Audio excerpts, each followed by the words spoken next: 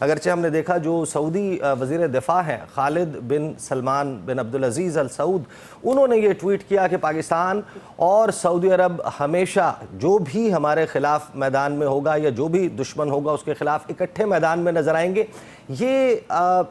ایک سوال چل رہا ہے، یہ ایک عام معاہدہ ہے دو پارٹیز کے درمیان یا ایک لیگلی بائنڈنگ ٹریٹی یا پیکٹ کی حیثیت رکھتا ہے؟ جیسے North Atlantic Treaty Organization NATO کا آرٹیکل 5 چارٹر کا یہ کہتا ہے کہ ایک پر حملہ سب پر حملہ، اور اگر ایک پر حملہ ہوگا تو سب مل کر اس کا دفاع کریں گے۔ کیا یہ اس قسم کا معاہدہ ہے؟ جی بسم اللہ الرحمن الرحیم۔ سب سے پہلے تو اللہ کی بہت بڑی نعمتوں سے کے لیے ان کا شکر گزار ہونا چاہیے، ہمیں سر پہ سجود ہونا چاہیے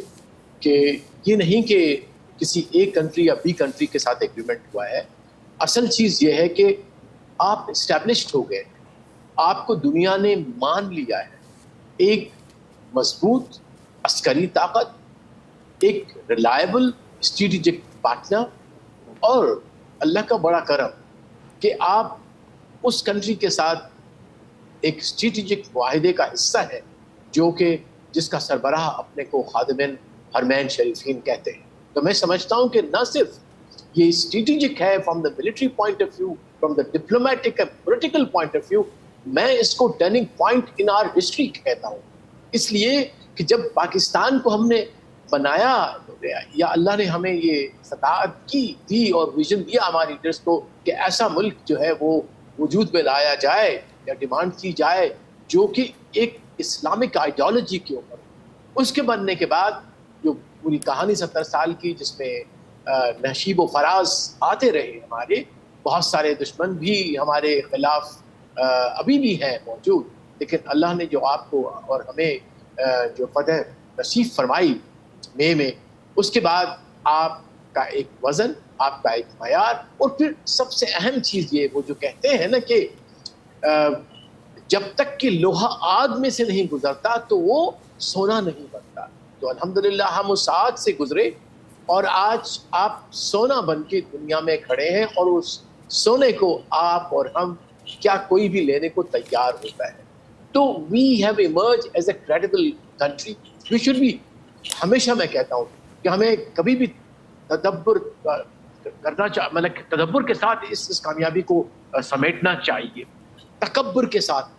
تو اب تدبر کا جو ہے وقت ہے، تکبر کا نہیں ہے جس طرح باقی ہمارا دشمن کرتا ہے۔ تو اللہ نے جو کامیابی کی ہے اس کو ہمیں، پوری قوم کو، ہماری لیڈرشپ کو تدبر کے ساتھ جو ہے وہ اپنے سینے سے لگانا چاہیے، اور وہ جو جوابداریاں آپ کے کندھے پہ آئی ہیں اب now, my worry is not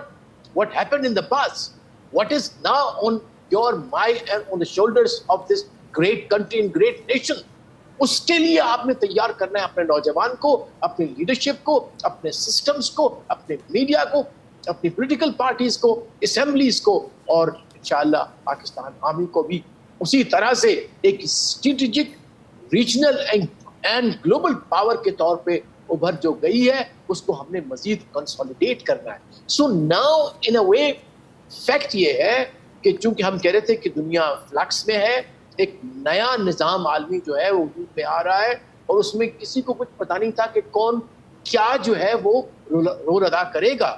تو یہ سمجھ لیجیے کہ اللہ تاریخ نے یہ آپ کو رول ادا کر دیا کہ آپ اس سرزمین کا دفاع کریں گے جو کہ آپ کے وجود اور آپ کے ہونے کا سبب ہے۔ اس سے بڑھ کے بڑا اعزاز آئیڈیالوجیکلی، پولیٹیکلی، ڈپلومیٹیکلی، عسکری نہیں مل سکتا۔ آئی شور انشاءاللہ کہ ہماری قوم، ہماری لیڈرشپ اس جوابداری کو اٹھا کے آگے چلے گی، اور انشاءاللہ اسلام کا جھنڈا اور انشاءاللہ مسلمانوں کی عزت اور تکریم اور آگے بڑھے گی۔